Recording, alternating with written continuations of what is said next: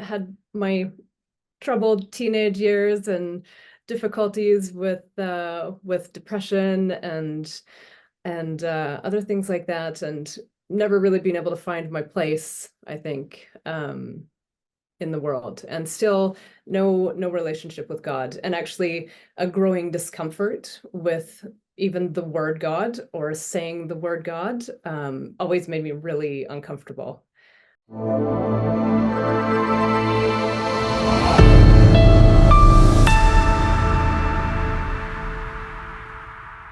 Hi, this is Dale Cross, and welcome to Soul Inspire, the audio video podcast that features spiritually uplifting stories from awakening souls to help inspire you on your own soul journey. And on this episode, it is my pleasure to welcome to the show Rhianda Linsdell.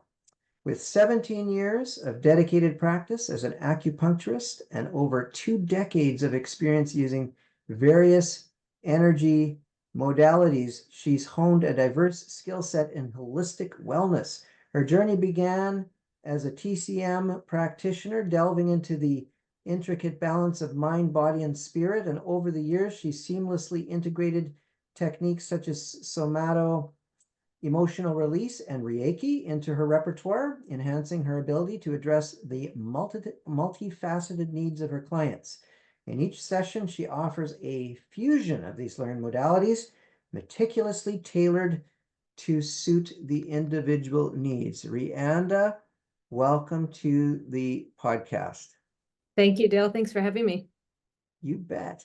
So let's start out a little bit, since these are spiritually uplifting stories. Let's start there. Why don't we go a little bit in, if you could just share a bit about your spiritual background, if that spirituality was a priority in your family or not, or if it was religious or what have you. Go ahead and share that. Well, spirituality has been a pretty mixed bag in my history, I think. My earliest memories were probably Sunday school. I think I attended the United Church with my mom when I was little. I didn't, I don't think I had much of a connection with it, but went for my mom, and the social aspect, I think, was Sunday school was always fun. Um, and then probably didn't really continue that. I think I went to youth group a little bit when I was a teen. But again, it was more about the community and the social aspect of it, not so much about the religion for me. Um, I can't say that I really had much of a relationship with God, I think, as I was growing up. Um, and then things kind of shifted when I turned 14. I actually at some point read the Celestine Prophecy, and I think that's really what opened my mind and expanded my mind to this felt world of energy that I'd always been aware of, but never really had a name or anything like that to put to it. Um, and yeah, from there, I had my troubled teenage years and difficulties with depression and other things like that, and never really being able to find my place, I think, in the world, and still no relationship with God, and actually a growing discomfort with even the word God or saying the word God, always made me really uncomfortable. And I think when I went to school, all of that was kind of put on the back burner. I didn't, never attended church again. And then when I was in my early 30s, I think is when things started to come up again, and I had had my first child, um, and really kind of felt like something was missing. And that's actually when I came into more spirituality, beginning with actually, I just went on the internet one day and Googled meditation retreats close by. because I was a new mom and couldn't leave my daughter for very long, and happened upon a meditation retreat in Kamloops called Three Mountain Foundation, and went there for my first time, and it changed my world, changed my spiritual world for sure. It took me probably another decade into my early 40s to actually become comfortable with God. Um, but now, kind of in my later 40s, I really feel like I'm bringing more of that into my world, and it's definitely been quite transformative. Cool, cool, cool. So tell me, what do you think? So it's quite obvious that God or religion, at least early on, left kind of a bitter taste or sour taste in your mouth. I'm just wondering what it was about that that probably triggered that bitter taste. You know what? There was Like a it's bad experience or no, you know what? My mother's side of the family was more religious, and my father's side of the family was completely non-religious. I don't, I guess I could use the word atheist, but um, maybe not quite that. Um, so there was always this imbalance, and I do actually have really fond memories of my grandma, my mother's mom, um, taking the cross and clearing out evil spirits from the house in the name of Jesus, and never had any discomfort with that. Always found it, really neat that she would do that. But um, on the other side of it, there was, I think this knowledge that um, religion sparked a lot of conflict. Mhm. Um, and I think there wasn't conflict in my family so much about it, but that just that underlying knowledge that there with religion often comes conflict. Right, sort of like the duality aspect of religion, the divisions and the Yeah. which inevitably leads to conflict. Right, right, right. Now, let's move on to the you said that when you went to this first was it a Vipassana retreat or I don't know what kind it was, but a Well, type of meditation retreat. it's not Vipassana. So it's um a meditation retreat that's actually more experiential. So it's not silent. There's times in silence, but it's not dedicated to silence. You go through different activities. The introduction is kind of just getting this felt sense of our energetic being beyond ourselves, our Mhm. physical form.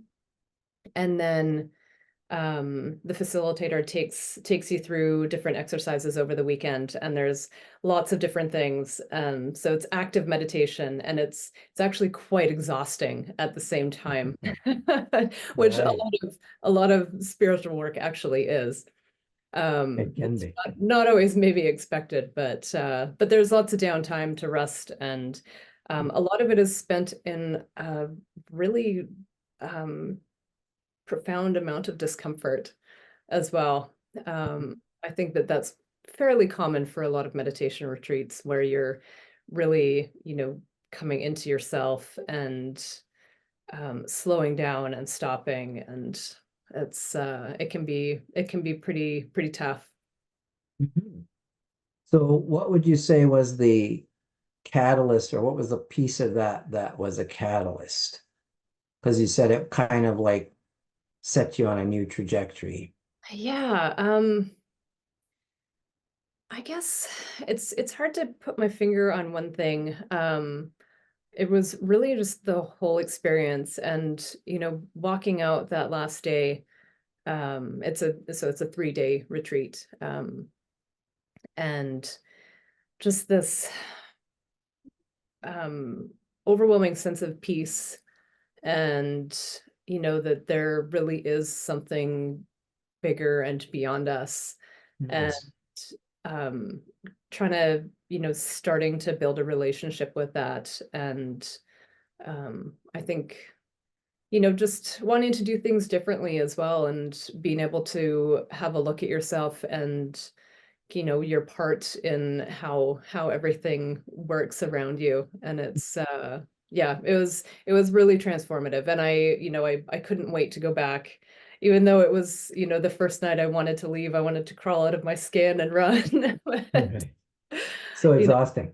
yeah, it's so exhausting. And Mhm. but I went back, and I've been back um probably close to 15 times over the last 14 years, maybe a bit more.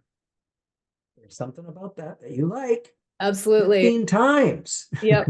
Yep. And it's never easy. Uh-huh. Uh-huh. That's not the draw. It's never No, no, I guess not.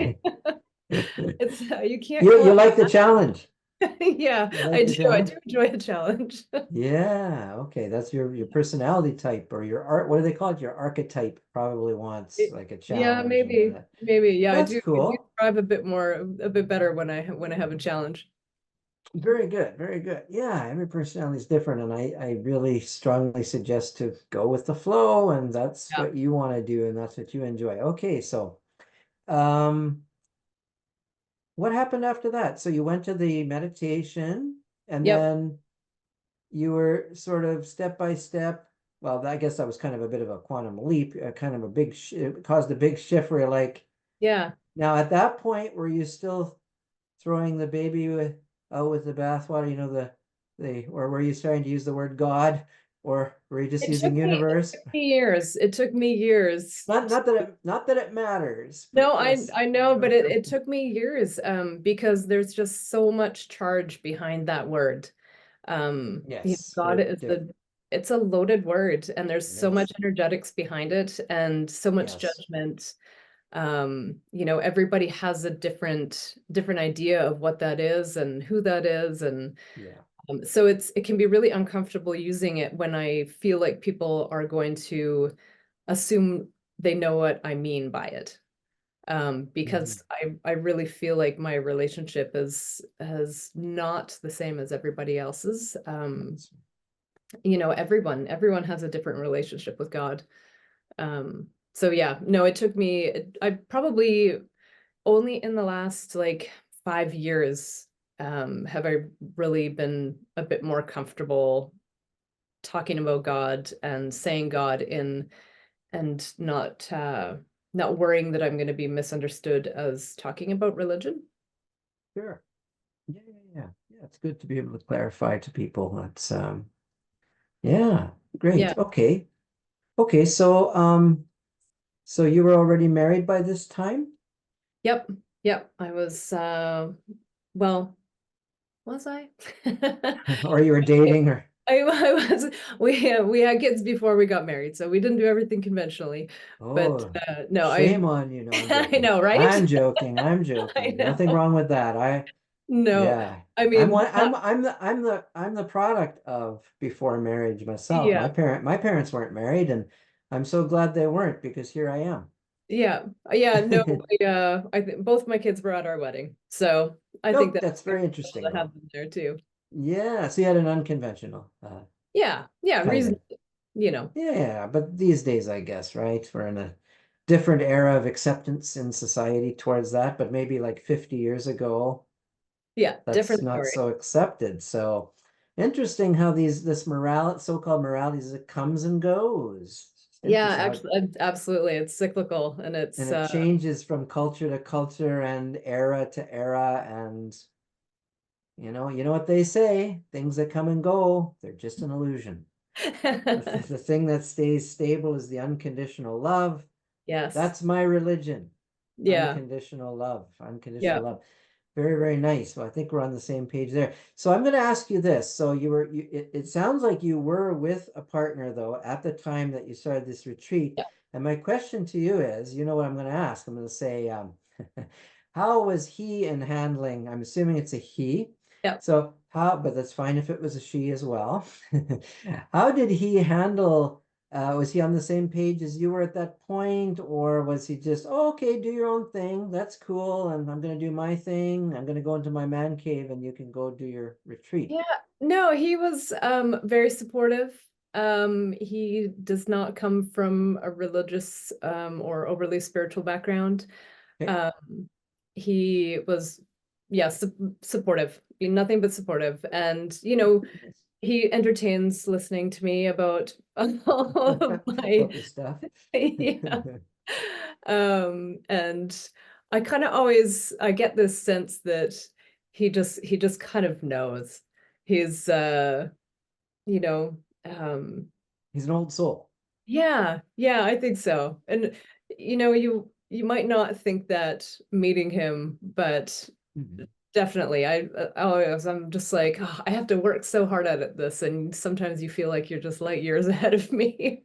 Oh, okay. So yeah, maybe he doesn't take it as seriously and everything just sort of falls into place. And Right, right. I did notice that. I did notice with even with spirituality in my own life, or I'm starting to notice that the less I take it really seriously, save yourself a lot of grief. Totally. You know what? Yeah. He did actually go to the retreat. Um, Okay. I think it He was did. years after I had gone to my first, but he was completely willing to go and he went and he enjoyed it. I don't Wow. really know what he got from it. Well, he doesn't really share that out. He's not so Yeah, out. no, he's not much of an explainer. Is he more of an introverted person, or No, no, he's a so Leo. he's Yeah. not a quiet person, but he does keep his own stuff to himself, kind of thing. Yeah, yeah. Or he just doesn't overthink it and overshare it. That's cool. That's Yeah. cool. Very, very cool. People think, "What are you talking about, Dale? You have a podcast. Are you not overthinking and oversharing?" Well, maybe, but it comes from the heart. As long as you stay in your heart, you can, that's Yeah, yeah, the overthinking though, it can cause issues. But if you stay grounded in the heart, I think then you go through your spiritual journey with a whole lot less suffering. yeah. Maybe. Because the mental suffering comes from the thoughts about it, right? But if you let go and just feel in the heart everything as you Yeah, go through your day, I find my day is a lot smoother yeah. when I stay grounded in the heart instead of trying to make stories about all this stuff. Even though we do want to hear your story, but so that story's okay. That's fine. Everything's good. I'm the And introvert in the family for oh, sure. okay. All Yeah, right. All right. yeah. He's the guy who, if you know, I saw a meme posted at one point where, you know, two people get or a couple gets on an airplane and at the end of the flight, the husband is, you know, invited to a wedding and best friends with new people, and I'm just still sitting there. It's all good Yeah. though. It's all good. The variety of individuals is what makes life beautiful. So I would say you may be introverted, but you're passionate. You have a Definitely. passionate person. Good. Yep. Yeah, I think it feels like it because you like the challenge and stuff. So okay. So let's go back there. So okay, so you went through these retreats. Let's say after you went just the first time, that was a huge catalyst, that void in the heart starting to fill, or because you said you felt like Yeah, something was feeling of missing. something missing. Yeah. I wouldn't say I wouldn't say it was any immediate thing. To be quite honest, after coming back and kind of after about a week or two, I actually started to get really quite angry, and which is I now know that is often really common after going to a retreat, because you know you go there and you have this release of the ego, and you come back into the real world and you've got to deal with all the same stuff again, and that ego creeps back in little by little by little, and there you are again, and it's this frustration of, you know, knowing what could be and kind of living in what is. So Right. yeah. There's a flip-flop Yep. for a while. Yep. And then eventually it's a flip-flop until it isn't anymore. That's what all the sages say. Right. They say you can't wake up, you're already awake. You just sort Right. of stepping outside of that, sort of, right, with the thoughts. And then when the thoughts drop, there you are, you're awake. It's like Yeah. so it's interesting. So okay, so So you went through the anger. Absolutely. That is so Yep, common because even in the work I do, I see. So I'm an emotion code practitioner. So when we do the yep, release, it seems to be about 20%, 20, that's the statistic anyway from Dr. yep, Bradley, the creator. 20% of all people have a situation where they feel really, really great after the session. And then for about 20% of clients, so a little bit of anger comes up or some sadness, whatever, but it always passes. yeah, it It does. moves through, and then within a few days or something, they feel so much better because now they've on a higher level. So it's like the vibrations have to come back into balance after you Yeah. pull out negative Yeah, energy. and also I think a bit of it is kind of coming to terms with a loss as well, Mm, because mm, we come from this situation where we get to know our higher selves, and then we come back into the situation where that's not, always how we can be in the world and, function normally and be accepted by everybody. And it's actually part of it is a grief at not being able to function the way that, that we could. absolutely. Absolutely. Okay, that sounds okay. So let's move forward from there. So after you went there, were there any go through some of the other catalysts or little or maybe some epiphanies that you started to get or anything, whatever you feel like sharing from that point forward, from the first time you went to the retreat. I think a lot of it was just in the reading that I did. So um read lots of books. As mentioned, I'm a TCM practitioner, and the a lot of the books, are very spiritually based as well, the classic books. So just noticing that this language has always been around and it's there, and um kind of yeah, just finding it in different ways, finding it in different practitioners, and finding it in different authors. And I think it was just, kind of staying on that path um, of searching for, just kind of like-minded people, and like-minded people on the same path. Definitely not always easy when you are raising children. So this is Yeah. all the years, when I had babies and toddlers and young kids too. So that puts a whole different layer of difficulty on following a spiritual path, because you're constantly triggered. These little beings come into your world to teach you so much. And that's originally, why I really wanted to start on a spiritual path, is because I wanted to learn from my kids. Um and yeah, it's not always easy, that's for sure. Sure, sure. Okay. So yeah, I can appreciate well, I'm not a parent myself, so I guess can I truly appreciate? I guess that would be a lie. I cannot. But Mm, hey, I yeah, can at least empathize you can somehow on empathize. some soul level or something, Yep. if not on a personal level. Well, Um, you were somebody's child, so yes, yes. Well, I was very quiet, so well, I shouldn't say I was quiet. I mean, I didn't cry. When I yep. was a baby, my mom said I never cried, but I Yeah, definitely yeah, I was definitely a hyper child. yep. That's for certain. That's kind of calmed down with the spirituality stuff, but Yeah. which is interesting. But now I prefer to be peaceful Yeah, instead of jumping off the walls. right. And yeah, that's another thing, I wanted to share some kind of spirituality with my kids as well. Mm, Um, because I think it's important. I'm still not one for organized religion. But I have taken my kids to church, mhm. to kind of show them what happens there.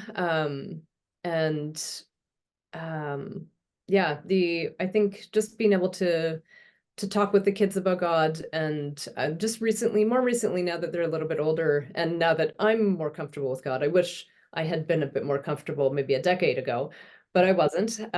Now I'm talking to them more about prayer, and that sort of stuff, because for me it was always so related to organized religion. Even saying prayer, I didn't really grasp how that could be for me until, the last 5 years or so. Sure, sure. All right, yeah. Have you ever shared with them are you familiar with New Thought prayer? That's one of the topics that we Uh, talk about on Soul Inspired TV. Sometimes I'll do videos on New Thought philosophy. New Thought Ageless Wisdom, they call it. And it comes from Ernest Holmes. He was okay. like this kind of turn of the century guy. Yeah. But it's not organized. It's not, I mean, they do have New Thought churches, but they're Right. not religious churches. Right. That's the difference. And the prayer that they teach is praying to the God within you. Right. So it's the idea that God lives, moves, and has its being in, as, and through you. So that's the Right. whole gist of New Thought stuff. So yeah. Yeah. Well, I don't know. Maybe that would be a form of prayer if you want to teach your not that I'm telling you what to do, but maybe maybe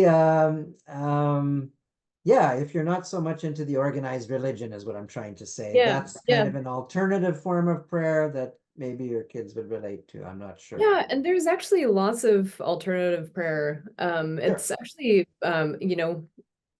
Google, a great place to find, you can even put it in, um, just Google, non-religious prayer, and it comes up with lots of options. Um, Right. so yeah, yeah. And recently I've been doing that more as well, trying to asking, people I know like what they use as prayer, who they pray to, just to kind of see what lands with me and maybe what doesn't. Sure. Yeah, it's whatever resonates, right? Yeah. Some things will resonate. This form of prayer will resonate for this person, the next person's different. So that's all cool. Yeah. Yeah. Okay. So what are some of the epiphanies that you've had on this spiritual journey? Can you share any sort of highlights or like things where like you had that, as Oprah would say, that what is it, aha Mhm. moment? What did she used to say? It's like, oh, aha, or something. Oh man, I have had so many. I don't even know if I can remember specific ones. Um, Okay, or anything that just comes to mind. Anything that comes to the top of your mind yeah. that Um, resonated with you. You're like, oh my God, yes, this feels like a pearl of wisdom that I didn't realize I had access to, but oh my God, I didn't read it in a book, but it just sort of popped into my head. Where's those kind of things? I don't know. That what comes to mind is that listening, um, that ability to kind of listen. And I don't know if this is what could be. I know that in a lot of religions it wouldn't be, but like the voice of God, just this like a flow of information that comes to you sometimes. Mhm. And for a lot of people, it's, while they're doing different things. But I think there's a certain brainwave that you must need to be at for this to happen. But, paying attention Oh, to that kind of stuff and alpha. yeah, really recognizing that, this isn't just nothing, that this Mhm. isn't just you thinking, that this is actually, ideas that are coming to you from source. And I don't know if that's not really maybe an epiphany, but just kind of the things that I've noticed over the years is that if you listen to that, there's so much useful information in it.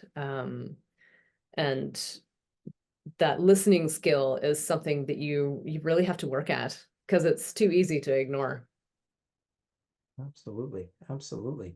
So you said there was a number of books that influenced you over the years. I'm willing to guess that maybe one of them was, oh, I think I saw it when I went to when I had a session with you one time. Yeah. I think I saw the Lao Tzu. One of my favorite books is Oh the yeah. Tao, or Yeah. was it Yeah. the Tao Te Ching? Yeah. Tao Te Ching. One of my Yeah. favorites. definitely. And, coming from a TCM background, that was, kind of standard reading Yes, uh, I guess it early, would be. early on. And yeah, that was a great, but I don't know. For me, it just kind of always seemed like common sense. Hmm. Um, the things that are written in it are like, well, yeah. Unfortunately, this is not how the vast Society. majority of the world operates, unfortunately. I But agree. if they did, wouldn't it be amazing? Wouldn't it be?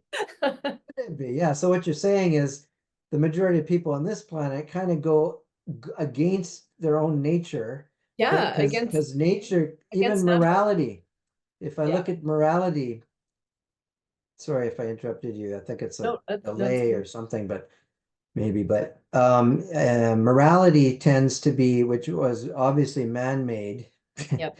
yes, to keep society, which I understand, which, hey, Yep. I understand it was necessary. There's no mistakes or there's no, or everything's meant to be. That's what I believe. Everything's meant to be. It's perfect exactly as it is. Yep. But if you read the Tao Te Ching, it's like, yeah, like the Tao Te Ching, I wouldn't use the word immoral. It's not immoral, but it's definitely amoral. Right. Amoral. At least I've heard people say that. I agree with it. I heard someone say that the other day, and I was like, yeah, that's right, because morality, morality is when you try to organize nature, and you can't organize nature. Nature is wild and free, right? Yep. So it causes a lot of conflict. A lot of Absolutely. conflict. So I love the Tao Te Ching because it's freedom, right? It's freedom from these all these things that people kept telling us, this is right, this is wrong, this is good, this is Yep. bad. Well, sometimes those things do resonate, but sometimes they don't somehow resonate with one's character. And then it's Yep. like, okay, let me go to the Tao Te Ching and let me just follow that, because that's like no resistance at all to anything Yep. happening ever. Is that how you would describe that book? Yeah, it's natural law. It's the laws Yeah. of nature, and we really, as human society goes against so many natural laws. It's, Yep. you know, Yes. Thank you, organized religion, that too. yeah, well, I mean, capitalism, you've got, Yeah. all So these many things. things. Yeah, yeah, Yeah. But it's a good reminder to stay in that when you do it's like water, right? The water, when it goes down the stream, it doesn't beat the rocks, it just goes around the rocks, right? It's yep. like, but it doesn't say, stupid rock, get out of my way, right? it Yeah, just it just flows around, it just flows, it goes with the flow. And that's the biggest thing I get from the Tao Te Ching, is this idea that going flow with the flow is the highest way, or I guess they call it the way. away. Yeah, Going with the flow. And then you come to realize, wait a second, I'm one with nature. yeah, Oh, wait a second, I am nature. yeah, Ah, no wonder it's causing a conflict with me yeah, when I yeah. set up How my can own how can we rules and not be in regulations. conflict? And Yeah, society is set up, we're in constant conflict, and our bodies constant. feel that, you Yep. know, and that's it's interesting if once this conflict and frustration and these emotions that come up, and if you really get to the root of them, any of them, it's because you're not on the path. um Mm. you know Swimming upstream is kind of what we are taught to do. Go do hard things, and Fight. yeah, and yeah, yeah, To be, and may I say this? This will be a little controversial, but I'll say it, to be a spiritual warrior. yes, yeah, It's like, now, fight. I'm not saying anything against people that want to go that direction. That's cool, be a spiritual warrior and fight. But you may find that that is swimming upstream. Yeah, Better yeah, to go with the flow and realize that everything is one, right? Just go with the flow. yeah. But And it, we're brought up with so much control that it's true, it's it's hard to release that. And it you is. know it also causes problems because people don't know what to do with that kind of thing either. Yep. It's Yeah. we have a society, and it's structured and it's controlled, and Yeah. that's why so many people are so sick, because so many people are not going with the flow, Yeah, and not on their path. exactly. Yeah, it causes a lot of stress in the body, and Yeah, and that's it took me years to actually finally release control over my career with acupuncture, because oh, deep down I knew that it wasn't the right path. After I think it was probably about after a decade, um, I started to get just the feeling that something wasn't right. And I still loved it. I loved seeing my patients. I loved everything about it, but um, just something wasn't right, and my body was telling me, and I was getting migraines, and um, it's tough to relinquish that control. had a lot of stress from the conflict that Yeah, it was creating. So deep down inside, your soul knew this is not quite, or maybe this was the path at first, but this is not the path to stay on. not the path anymore. Your soul wants something new, which is really cool. It's all about expansion, right? Yeah. So let's get into that then, because I know that after you relinquish your uh, acupuncture business, you then were introduced to something really profound. Do you want to talk about that? We've never talked about that on this podcast before, so you're the only person that's talked Uh, about it. Go, and go are we ahead. talking about access bars? I think we are. So access What is consciousness. that? What You is know what? access I consciousness? I actually was introduced to access consciousness a decade ago now. So Oh, I was still a wow. practicing acupuncturist, and it was something that I actually did alongside. So I had a really interesting introduction to it. Actually, a friend of mine, we were at a meetup one night at the midwifery clinic here in town, and her son actually came up. Her toddler son came up and hugged me. Didn't know me, never met me, and she saw it and kind of just asked me. She contacted me the next day and asked me if I would like to have an access bars session. And Okay. I had never heard of it, didn't know what it was. But she kind of told me that her son, that's not something he would typically do, so she was just drawn to ask me. And it at the time, my father was actually dying, Mm. and there was, obviously lots of emotion that was going on with that, and lots of different feelings. So I took her up on the offer, and it was kind of in the backyard by the lake. She gave me the session, and it really did transform a lot for me. I walked out of there feeling a profound sense of peace that I hadn't in a long time. Beautiful. And just the way that it lets you expand and get to know that you're not just your body, that you're this infinite being that, you Mm. know, stretches far beyond your physical self. Yes. Yeah, so that was my introduction, and I right away I was like, I gotta learn how to do this. and, Yeah. So then you and you became a licensed or a licensed practitioner. yeah, there's no licensing, but Oh, you do a certificate course for it. Yeah, certification, I yeah. mean. And that was done through another friend here, Cassie. She's an amazing practitioner here in Kelowna as well. Hmm. And and so I did that, I think, probably a month after my first session. And yeah, I've been doing it ever since. So for about 10 years, I've been doing access bar sessions. 10 years. Yeah, and access Wow. consciousness is a really big realm. There's Hmm. all kinds of different classes and all kinds of different practitioners, and Hmm. it's very multifaceted. But nothing has kind of spoken to me as profoundly as the access bars. So I kind of have just stuck with that, and um, it's yeah, definitely it's what I see. People come to me, and that's where I see the most profound change. It doesn't work the same for everybody. Everybody gets something different from it, but Yeah, There's it's no claims or guarantees made with it. It's just whatever no, happens, right? For each yeah, person individually. exactly. Yeah, And it it's depends on what your body is and your being holding is willing to do. what you're willing to let go of, eh? Yeah, I'm not Sounds doing like it. it's a exactly. You're just facilitating, right? Exactly. You're Yeah. helping someone create that peace in their own heart. They're doing it, but you're facilitating it, but they're kind Yeah. of the ones doing it. Yeah.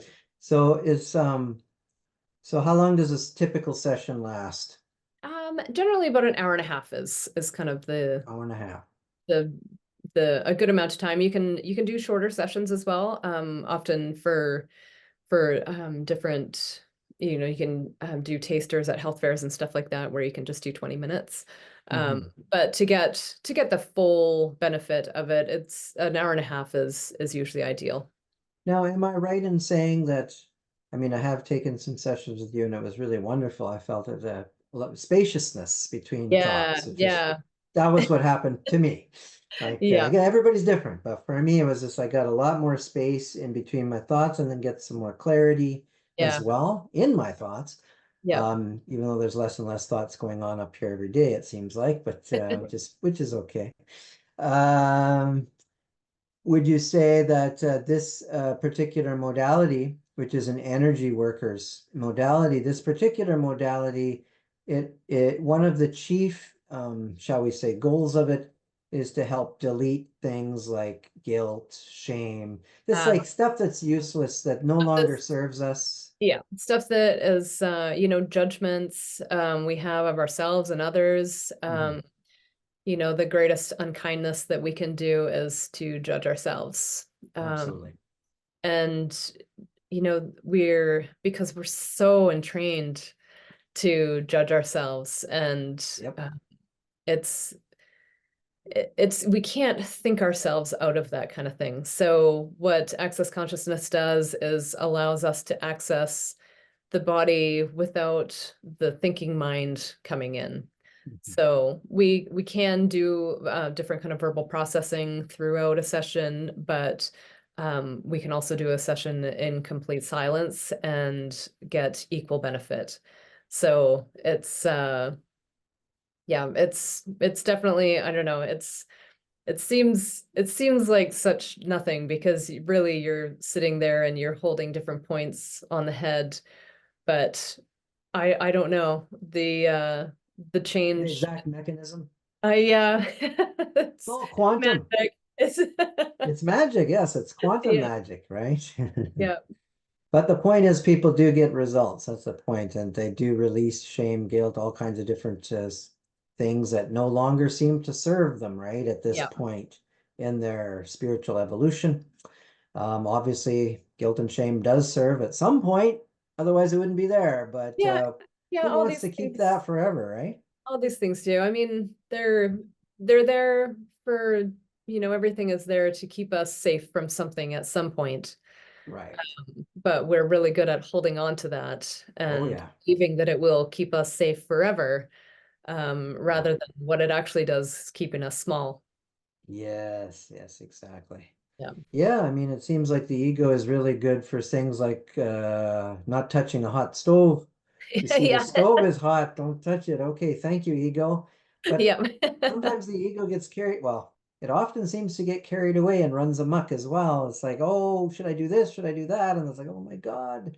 Then you have Yeah. all that old programming from Yeah. childhood. That's what Oh I yeah. like about access consciousness.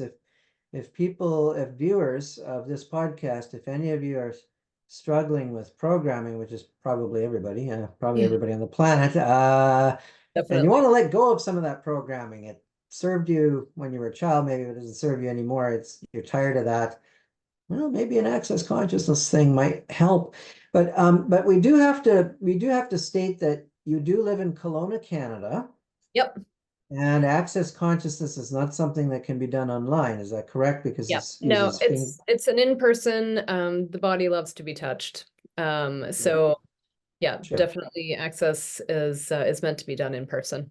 Okay, Hands. that's fine. So if there's people in the Kelowna, Canada, Kelowna, British Columbia, Canada area, you can certainly We'll put a link underneath for your website and so on. But you do offer do you offer something that people can connect with you internationally on your Yeah, I do. website? I do actually do distance appointments as well. I do sessions of somato emotional release. Oh, tell Um, us about that. What is somato emotional release? So it's actually it's a little bit similar. That's what one thing that I find is, all of these energy work, they're really the goal is a really similar goal, and that's to release these holdings in our body. Yeah. So somatic emotional release, SER, is it's really kind of a modality that allows us to dialogue with the body and kind of bypass the thinking mind again. So getting to these points, it's really great for a lot of chronic problems, things that have been sticking around since childhood, these things that we just can't seem to let go of or get past, Mhm. blocks that are there. So it's really good at kind of getting to the root of those issues, just like access bars is as well. Um, It's a and different then modality, right? yeah, and craniosacral as well. I do as well, and that can be done online as well, or usually by a video call or just a call. Mhm. So it's quite similar, but that's more tapping into the cranial rhythm and finding places that are blocked and stuck again. And that one is a little bit more anatomical, kind of specific to different parts of the body and different anatomy. So better for acute pain and things like that. But also a lot of the emotional part as well. And then Nice. Reiki can be done distance as well, and Yes, right. tend to fit kind of that in with almost everything that I do as well because it's part of TCM, Qigong energy therapy is just this, it's all the same and it's all different and it's all the same. Right. Different variations of the same thing. Yeah, yeah, but those can Mhm. be done at a distance. And so You know, people would book on Zoom with you or a phone yeah, call or yeah. Just depends on what the best way is for somebody. Just a phone call is fine. Usually Mhm. have them shut the video off during a session anyway, and just do voice. But sometimes it's nice to kind of see who your practitioner is and get to know Yes. somebody kind of on a more personal level, and then we can shut the video off while that is, and people just need to find a comfortable place to relax Yeah. and hang out and enjoy and let things go. Very cool. Very cool. Yep. All right. Well, I really appreciated you having you on this podcast. It's been a delight hearing a bit about your background and some epiphanies you've had. What I would like to end on is if you had one thing that you'd like to share with the audience, like one pearl of wisdom, what would it be? I think that if you're exploring this world or you're having some kind of discomfort with spirituality or uncertainty, explore your options sooner than later. Um, Develop a relationship with God sooner than later, with prayer sooner than later. These things, find where your discomfort is with that and see if you can get beyond it, because that connection is, I think, the most important and the most profound connection that you can develop and work with. And that power, the power of prayer, it's undeniable. Um, finding your way to God in whatever way that feels comfortable for you. I think do it sooner than later. Fantastic, Rhianda. And what is your website where people can book those or learn more about you? It's riandalinsdell.com. Okay, we'll put Yeah. it in I the know it's a lot video. of it's a lot of spelling. It is. It's a yeah. You have a very unique name. It's not too many Riandas that I know. Well, you're the only Rianda I know, but I'm sure Yeah, there's some out there somewhere. there's a few. Okay, very good. And okay, very good. Is that the best way then they can contact you through your website? Yeah, through my website. Yeah. Okay, very good. Thank you so much, Rhianda Linsdell, for being a guest on this particular episode of Soul Inspire. Until next time, everyone, see you again. Peace and blessings to you. The Soul Inspire podcast is brought to you by DaleCross.net. Discover the freedom, bliss, and ecstasy within you. At DaleCross.net, I can help connect you with your soul's purpose, passion, and mission. Your soul signed up for something great. Discover what it is with the tools I offer. Book a free one-on-one consultation now at DaleCross.net and live your greatness.